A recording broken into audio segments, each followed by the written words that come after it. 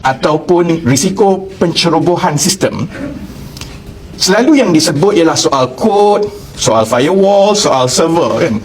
Tapi ramai yang mungkin oleh kerana mereka terpaling IT tapi tak pernah sebenarnya benar-benar terlibat di dalam pembangunan sistem yang betul-betul, ataupun mereka juga kurang maklumat tentang risiko yang menyeluruh mengenai pencerobohan data. Tapi risiko yang lebih besar ialah risiko pengendalian dan akses kepada data. Ada yang tanya, ni company mana pula, berapa juta pula spend? Majority ataupun development dia dibuat oleh kerajaan. Makan juta jugalah saya rasa. Tetapi dia buat internal. Bukan macam Maya Sejahtera dulu, company daripada Singapura yang buat benda tu.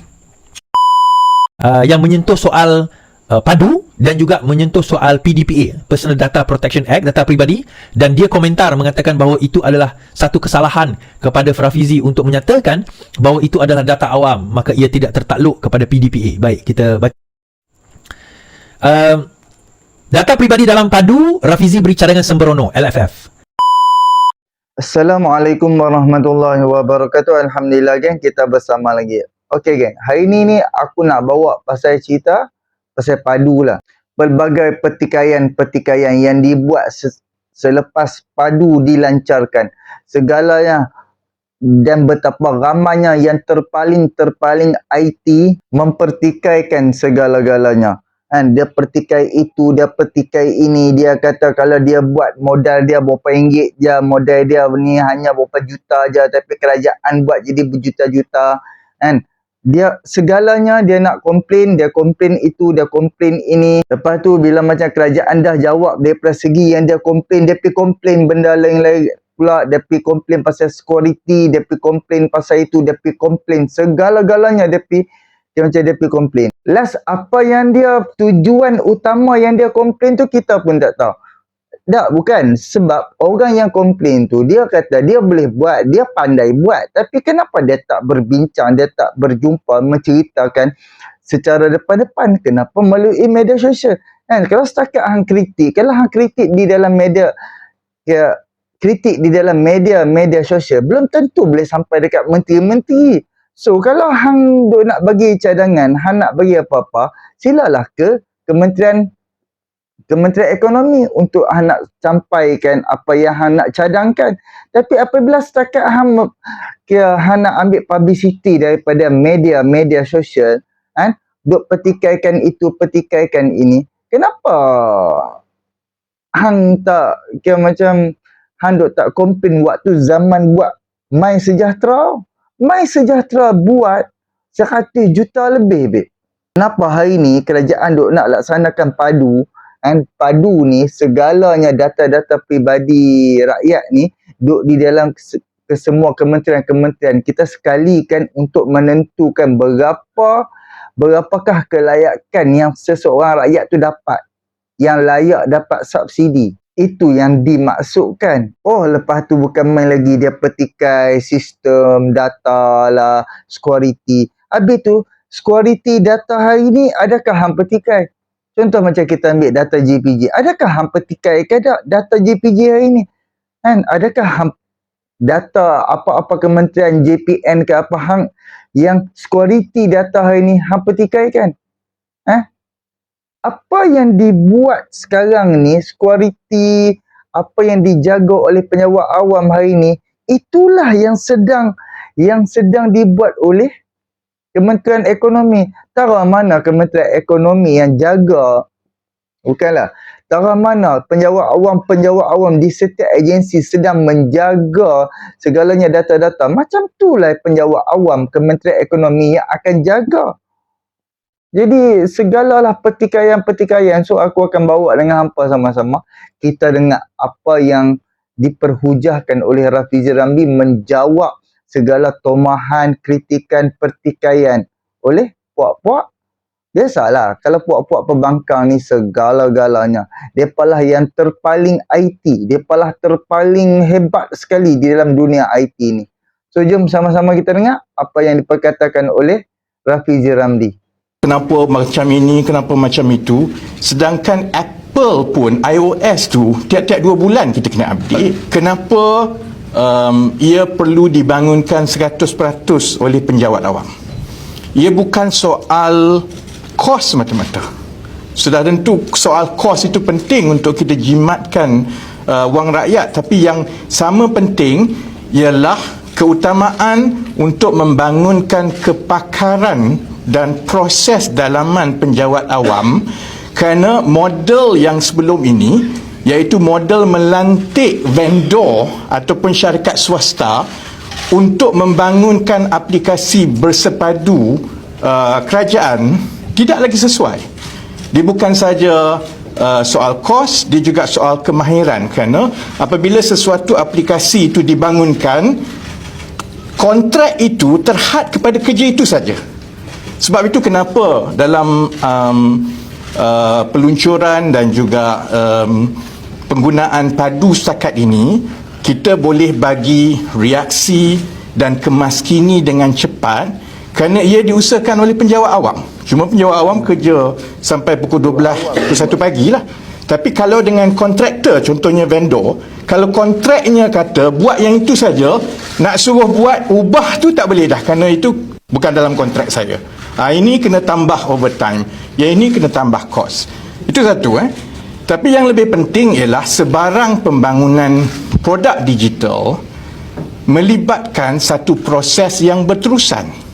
Dia bukan kita macam buat satu rumah dah siap, lepas tu habis kat situ.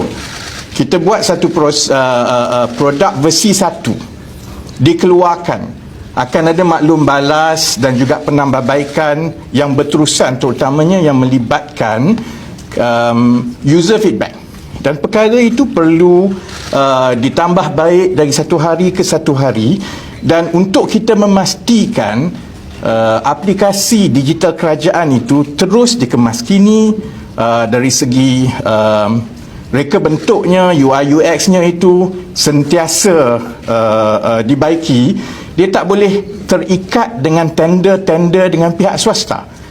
Ia mesti dilakukan sendiri oleh penjawat awam yang akan membina kemahiran itu sama taraf atau lebih baik lagi daripada syarikat-syarikat pembangun perisian di luar. Jadi dari segi itu, saya harap mereka yang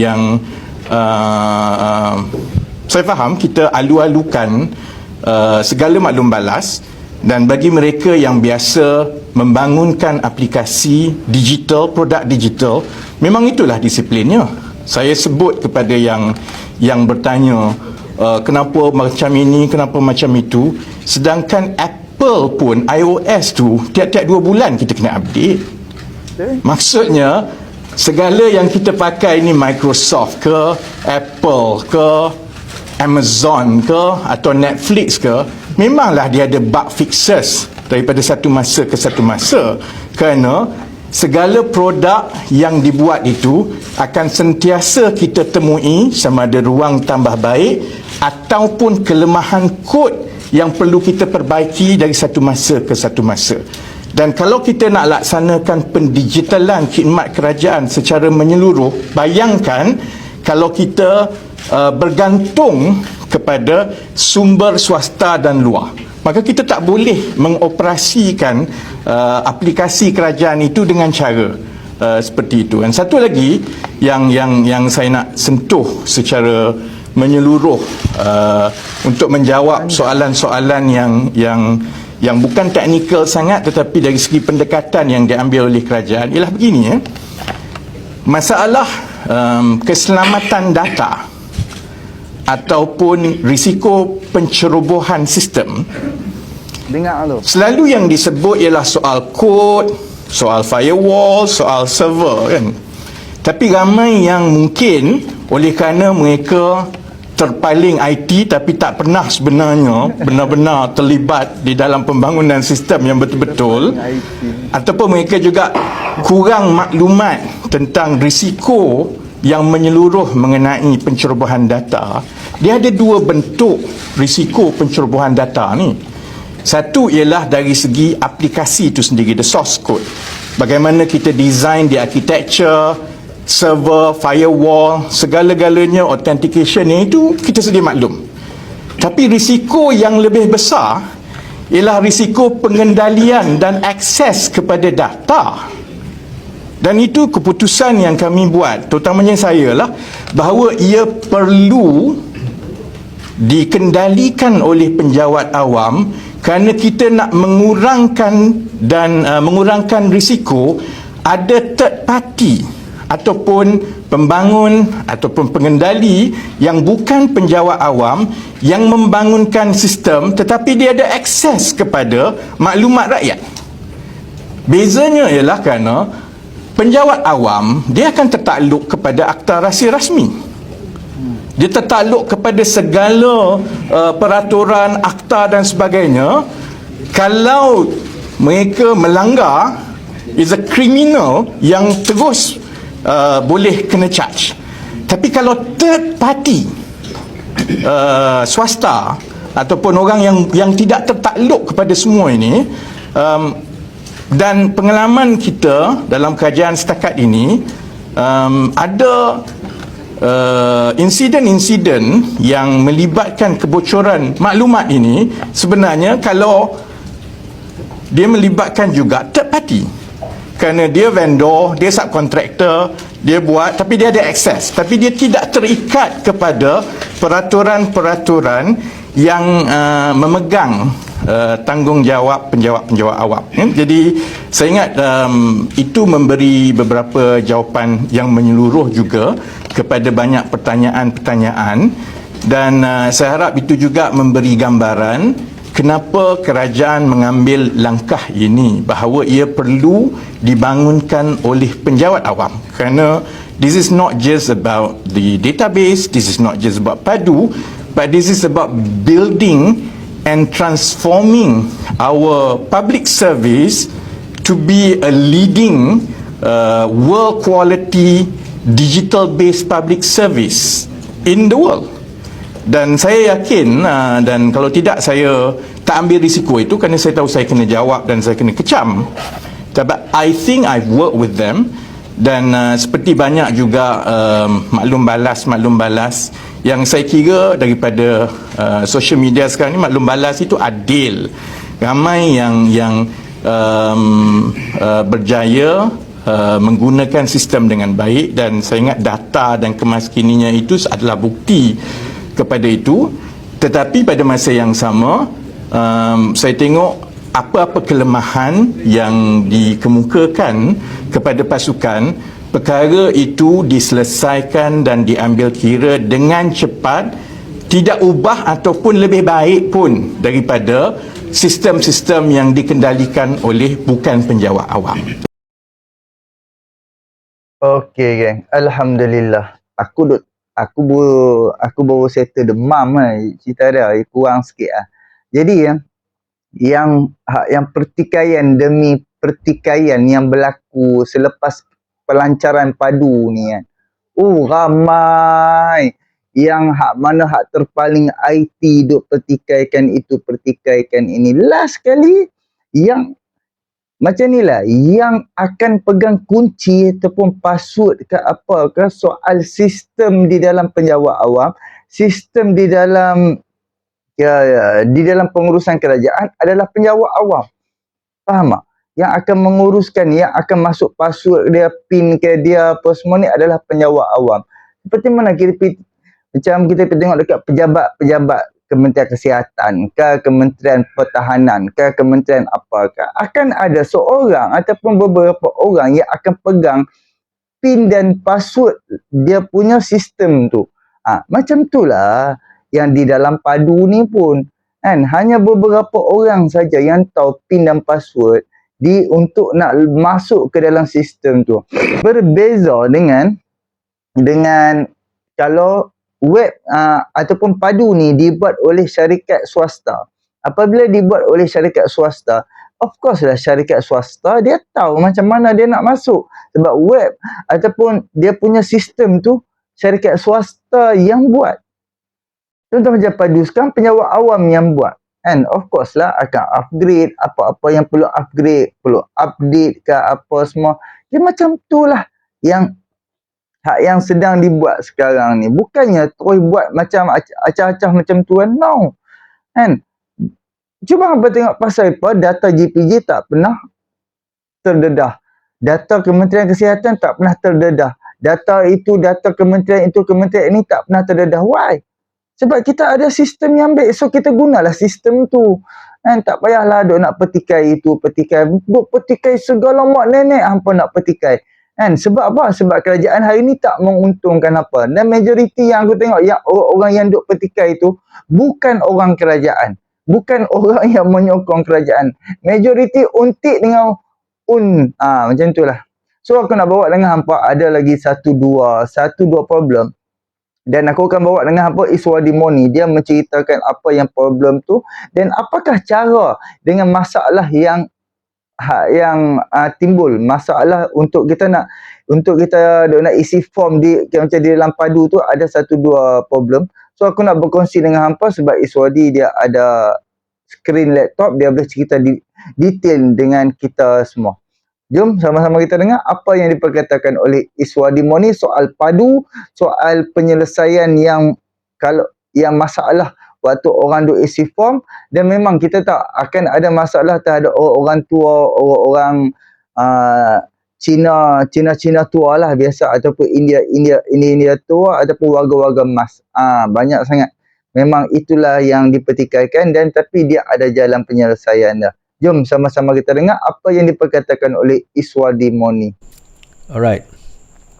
Saya mulakan Pendaftaran padu tidak terlalu mesra pengguna. Adun.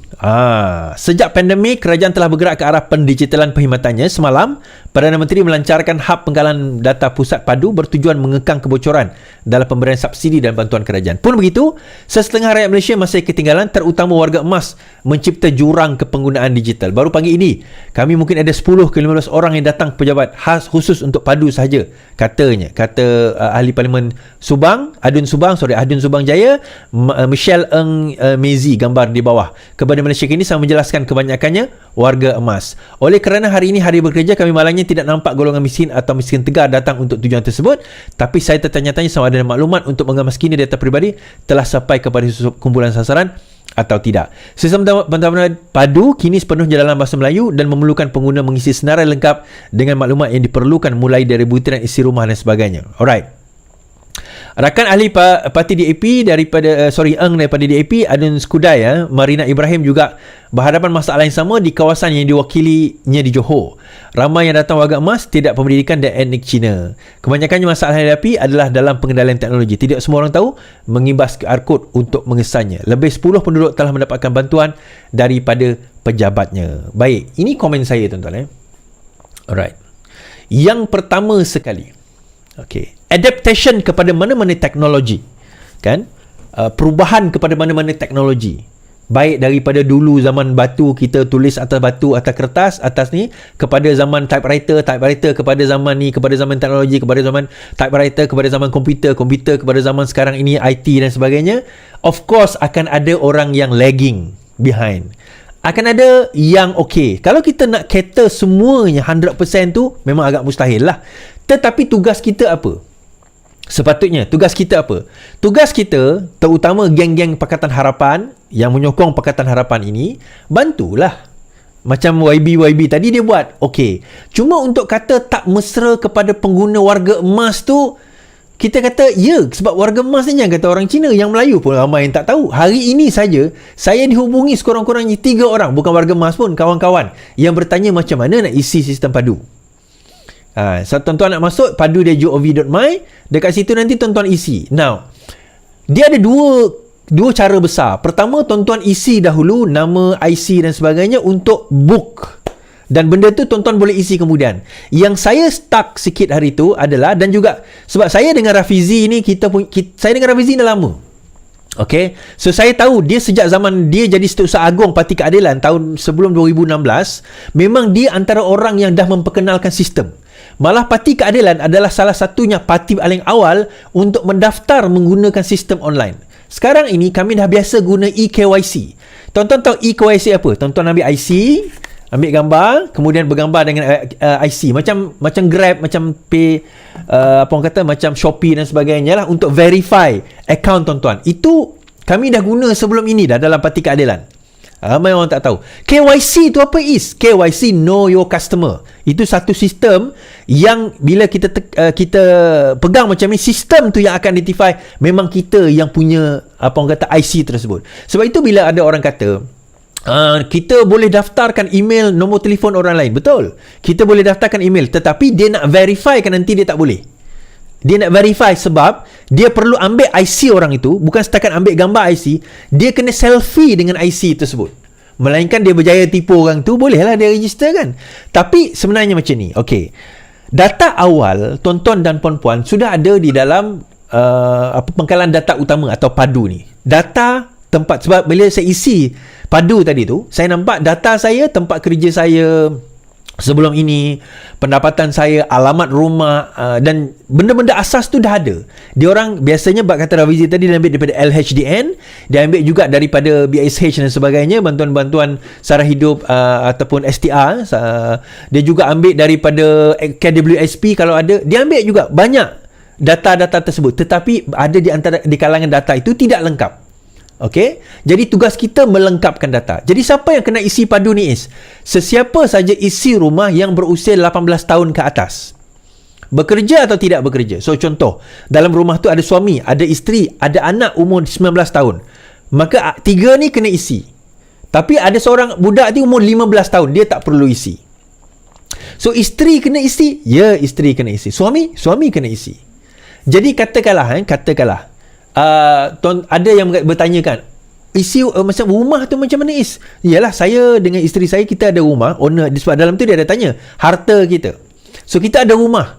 Kalau kita ada rumah macam mana? Maka tonton isi rumah tersebut, berkembar ke dan sebagainya, teres ke, rumah flat ke, tonton isi saja. Dan di situ nanti sebenarnya dia akan apa orang kata, cross check lagi. Dia akan ada kaedah cross check lagi. So saya bagi contoh tuan-tuan. Ini adalah ini adalah kaedah yang saya tunjuk ataupun website padu yang saya tunjukkan tersebut. Tuan-tuan boleh tengok di sini. So tuan-tuan boleh isi pada masuk-masuk saja padu di gov.my ni. Maklumat asas tuan-tuan, pengesahan akaun, tetapkan kelaluan kata. Untuk pengesahan akaun, tuan-tuan kena masukkan nombor telefon. Ada kawan saya tanya tadi, masuk nombor telefon ni tak boleh. Okey, masuk nombor telefon ni sebab kalau nombor telefon tuan-tuan 019, jangan start dengan 019. Kan dia kena start 19 sahaja. Sebab kosong dah ada kat depan. Faham 19 itu saja. Sebab kosong dah ada di hadapan. Jadi kaedah nak isi ni itu kaedah-kaedah dia. Dan ada yang tanya, ni company mana pula, berapa juta pula spend? Majority ataupun development dia dibuat oleh kerajaan. Makan juta jugalah saya rasa. Tetapi dia buat internal, bukan macam Maya Sejahtera dulu, company daripada Singapura yang buat benda tu. Tetapi bila saya dah try tadi masukkan, saya tak nampak dia terlalu sukar. Cuma satu nasihat saya kepada yang mengendalikan sistem ini, tuan-tuan mungkin kena tengok server. Sebab server ni paling penting, terutama bila ada high traffic. Bila ada high traffic, server ni sangat penting untuk memastikan bahawa apa orang kata, bila orang tu isi, dia tidak terlalu perlahan, kita kata. Baik. Dan yang menarik juga tuan-tuan, ni saya nak cerita pasal padu ni. Myden membuat satu kerjasama. Siapa yang isi, tuan-tuan pergi ke Myden, x.com Myden. Siapa yang isi padu, tunjukkan pada Myden dia isi, dia akan dapat voucher. Voucher tu tuan-tuan boleh beli barang di Myden dengan harga yang murah. Ada diskaun, harga diskaun.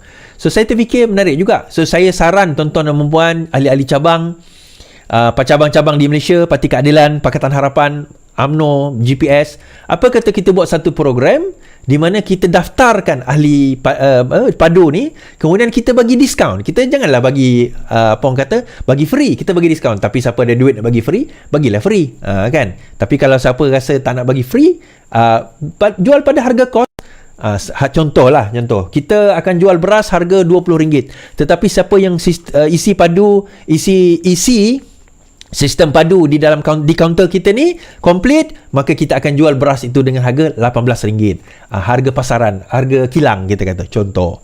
So kita boleh bantu kerajaan. Itu saya kata kadang-kadang tuan-tuan, kita perlu untuk bantu kerajaan sebagaimana yang sepatutnya yang kita kena tolong. Alright. Baik, saya nak ulas kenyataan LFL Liberty Lawyers hak asasi yang menyentuh soal padu dan juga menyentuh soal PDPA, Personal Data Protection Act, data peribadi, dan dia komentar mengatakan bahawa itu adalah satu kesalahan kepada Rafizi untuk menyatakan bahawa itu adalah data awam, maka ia tidak tertakluk kepada PDPA. Baik, kita baca. Data peribadi dalam padu, Rafizi beri cadangan sembrono, LFL. Pertubuhan Hak Asasi Lawyer for Liberties sekali lagi membilas Menteri Ekonomi berkenaan hub pengkalan data pusat atau padu yang baru dilancarkan. Ia susulan kenyataan Rafizi semalam yang mempertahankan padu serta LFF mencadangkan ia supaya digantung sehingga Akta Perlindungan Data Pribadi dipindah untuk menghapuskan klausa yang mengecualikan kerajaan daripada liability. Semalam Rafizi menegaskan setiap agensi kerajaan dilindungi oleh peraturan sendiri berkenaan data bukan PDPA. Hari ini LFS Zaid Malik berkata jawapan tersebut sebagai tidak bertanggungjawab dan jahil. Dia turut menyifatkan Rafizi sebagai langsung tidak sedar akan peranan dan keperluan peraturan PDPA dalam mengendalikan data pribadi. Pertama, pelindungan data pribadi tidak boleh dibiarkan di tangan pengawal ad hoc dan cetek oleh jabatan atau agensi kerajaan seperti yang dicadangkan oleh Rafizi. Ini adalah cadangan yang sembrono. Pengawalan seumpama itu walaupun ia wujud tidak memberikan pelindungan yang menyeluruh dan berkesan seperti yang disediakan PDPA. PDPA melindungi data berdasarkan prinsip yang dirangka secara cermat termasuk prinsip pendedahan keselamatan, pengekalan dan integriti data, katanya. Justru Zaid berkata Rafizi perlu faham yang pengawalan agensi kerajaan tiada perlindungan seumpama itu, justru mendedahkan data ramai orang kepada risiko salah guna. Okey. Kenyataan Rafizi semalam adalah padu 100% dibangun penjawat awam elak data bocor.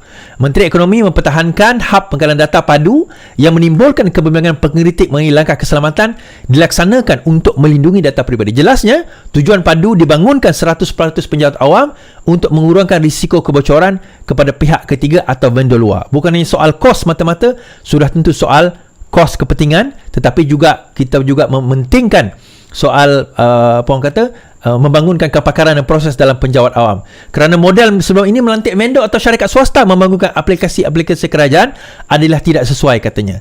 Rafizi kata pembangunan dalaman oleh penjawat awam membolehkan padu bertindak segera ke atas malum balas terhadap orang ramai mengenai sistem itu. Okey, now komen mengenai PDA. Kalau tuan-tuan search Google, YouTube, tuan-tuan akan jumpa satu talk saya tentang PDPA di hadapan medical practitioner tahun 2010-2011. Saya pernah buat satu talk talk law legal lah pasal PDA, Personal Data Protection Act 2010. Pada masa itu dia baru dilaksanakan tapi rasanya belum diimplementkan. Tapi lepas itu dah diimplementkan. Now, apa yang dinyatakan oleh Rafizi mengenai perkara ini? LFL, Lawyers for Liberties, mengatakan bahawa apa yang padu buat itu adalah menyalahi undang-undang. Kenapa dikatakan menyalahi undang-undang? Kerana itu telah melanggar Personal Data Protection Act 2010. Kerana sekarang ini kerajaan mengambil data dan data tersebut dikumpulkan, therefore tanpa konsen daripada pengguna, therefore itu adalah satu kesalahan. Sebenarnya kalau nak elakkan kesalahan tersebut, ada satu consent form je. Saya membenarkan data saya diambil dan sebagainya. Okey.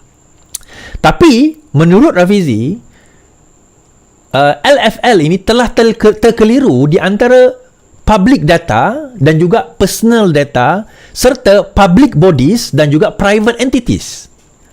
Untuk makluman tuan-tuan dan puan-puan, PDPA itu diwujudkan untuk melindungi rakyat Malaysia daripada private entities. Kerana kalau untuk public usage, contoh seperti IC, surat beranak, nombor telefon tuan-tuan dan sebagainya, data-data yang kita pergi ke jabatan-jabatan kerajaan atau kementerian-kementerian tersebut, data-data itu memang terlindung di bawah akta.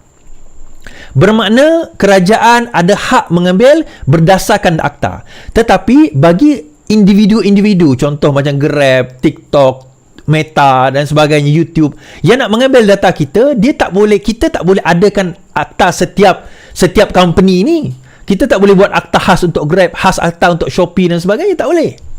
So bagaimana cara kerajaan mengawal? So dibuat satu generic law dipanggil Personal Data Protection Act.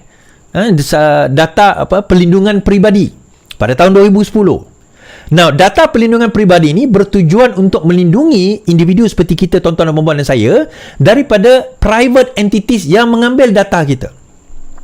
Kerana apa? Dia ada limit. Sebelum itu, sebelum 2010 tak ada. Dia boleh ambil data kita, jual data kita, sebar data kita sesuai hati tanpa ada perlindungan daripada undang-undang. Now, after 2010, sekiranya sesiapa nak mengambil data peribadi kita, pertama dia kena minta consent, dia kena minta kebenaran kita. Sebab itu dia ada consent form. Kedua, kalau mereka sudah mendapat maklumat kita, mereka tidak boleh menjual atau menyebarkan maklumat tersebut kepada orang lain tanpa kebenaran kita. Sebab itu kalau tuan-tuan isi setengah-setengah borang, dia ada tulis itu, saya membenarkan data saya diambil, itu PDPA. Saya membenarkan data saya dikongsikan kepada orang lain. Kalau tuan-tuan tik yang itu, bermakna tuan-tuan membenarkan data itu dikongsi kepada orang lain. Kalau tak tik, bermakna tuan-tuan dan puan-puan terlindung di bawah PDPA. Now, argument daripada LFL dia kata, tak, benda itu tak valid, dia kata. Sebab apa? Kita kena tunggu pindaan daripada PDPA 2010. Bagi saya macam ni lah. Saya rasa betul kata Rafizi. FLL ni dia kata dia orang undang-undang tapi dia tak faham. Dia tak faham kata buat tak faham. Saya tak faham. Okay, dia macam ni. Katakanlah LFL punya argument tu betul, kan? Katakanlah LFL punya argument itu betul. Dia mengatakan tunggu amendment tersebut berlaku dahulu. Dia akan jadi akademik je. Sebab yang nak buat amendment kalau atau pindaan tersebut adalah kerajaan, adalah Rafizi. So akhirnya benda tu je sekadar akademik. Dia tidak apa orang kata, tidak menjadi masalah dekat situ. Itu yang pertama. Yang kedua, PDPA ni hanya akan teraktif kalau sekiranya ada masalah dan isu kebocoran. Di situ dia akan, kita boleh mula menggunakan PDPA tersebut. Now, dalam hal ini saya kata, adakah padu melanggar data? Jawapannya tidak. Melanggar PDPA? Jawapannya tidak. Argument mengatakan bahawa kerajaan berhak mengambil data kita? Yes. Itu secara undang-undangnya sebegitu. Kalau tak, kita tak boleh ada IC, tuan-tuan. Kita tak boleh ada IC, kita tak boleh ada surat abang anak. Itu semua data. Nama tuan-tuan, nombor alamat tinggal tuan-tuan, benda, pekerjaan dan sebagainya. Itu semua data. Dan the moment tuan-tuan bagi data tersebut, there's a consent. Boleh tak kalau saya tak isi padu? Boleh. Tuan-tuan, dia macam ni. Padu ni dia ada dua. Satu yang memang data daripada kementerian, data daripada pelbagai agensi, dan yang itu dah ada. Kalau tuan-tuan tak nak tambah data tersebut, itulah data yang akan digunakan oleh kerajaan nanti bagi tujuan yang akan datang in the future punya sense. Ada orang kata, aku tak nak lah isi data padu ni, biar mampus lah dengan dia. Tak apalah. Tuan-tuan tak isi data padu bukan bermakna tuan-tuan tak ada data dalam kerajaan. Ada. Tetapi data setakat yang kerajaan ada lah. So kalau data itu tersilap, contoh, bila saya isi padu tu, saya tengok data dalam padu tu tempat kerja lama saya. Saya dah tak kerja lagi kat situ. Lama dah, sejak 2014 saya tak kerja kat situ. Tapi data tu masih ada. So saya amend. Saya kata saya dah berhenti kerja, saya amend kepada kerja saya yang baru. Ada data yang mungkin kita nak masukkan, yang bilang kalau tuan-tuan tak nak masuk, tak apa, tak ada masalah. Tapi jangan salahkan kerajaan kalau tuan-tuan tak dapat subsidi. Kan? Bukan kata kalau tak isi tak dapat subsidi. Bukan. Kadang-kadang dia macam ni. Mula-mula kita tak dapat. Kemudian bila kita isi, rupanya kita layak. Ada juga berlaku. Ada juga keadaan zaman dulu, zaman yang data itu ada, tuan-tuan ni orang kaya, tak layak dapat subsidi. Tiba-tiba sekarang tuan-tuan dan perempuan susah. Tapi sebab tuan-tuan dan perempuan ni walaupun tak nak isi, aku tak nak isi. Tuan-tuan pun tak nak isi. Lala tak dapat subsidi. Minyak bersasar pun tak dapat. Sebab kerajaan akan berdasarkan pendapatan masa tuan-tuan kaya dahulu. Tuan-tuan tak update. So salah siapa? Salah kerajaan ke salah tuan-tuan? Kerajaan tak tahu pendapatan tuan-tuan sekarang macam mana. Kerajaan tak tahu tuan-tuan dah berhenti kerja ke tak berhenti kerja. Itu bukan tugas kerajaan, sebab melainkan kalau tuan-tuan dan perempuan kerja kerajaan lah. Itu okey lah kan. Tapi selain daripada itu kita tak tahu. So that's why kena update kan padu, nampak masukkan data yang sepatutnya. Kenapa? Antara lainnya adalah untuk subsidi bersasar, tuan-tuan. Orang duk sibuk tahun lepas tu, ini kerajaan teruk, subsidi kita sampai kepada pekerja asing, subsidi kita sampai kepada pekerja asing. Padu tak nak isi. Tu bila dah tak dapat subsidi nanti, inilah kerajaan teruk, tak nak bagi subsidi pada saya yang susah ini. Macam mana saya nak tahu, kerajaan nak tahu kamu susah? Apa ingat kerajaan boleh baca minda ke? Kan? Dan satu lagi, nanti ada kebocoran lah sebab nanti pekerja asing akan dapat bantuan. Tuan-tuan, pekerja asing tak boleh isi padu tu sebab IC dia tak ada. Warga asing tak ada IC. Warga asing yang dapat IC palsu, yang tu cerita lain. Kalau ada kita tak tahulah kan. Tetapi kalau dia warga asing yang parti ke, sama ada warga asing biasa ke, dia tak ada IC, dia tak boleh isi padu ni. Jadi padu tak padu ni? Padu. Bagi saya padu.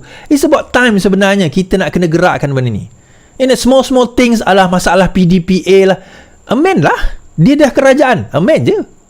Tak ada masalah. Sebenarnya benda tu tak membawa isu yang besar pun. Kalau ada masalah benda tu, dia kerajaan, ini kerajaan, amend je. Membenarkan kerajaan untuk collect data. Itu academic purposes. Tapi dia membesar-besarkan benda ni.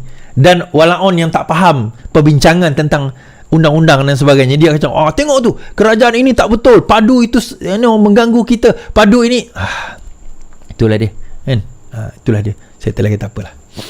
Baik. Okey geng, alhamdulillah geng. Okey.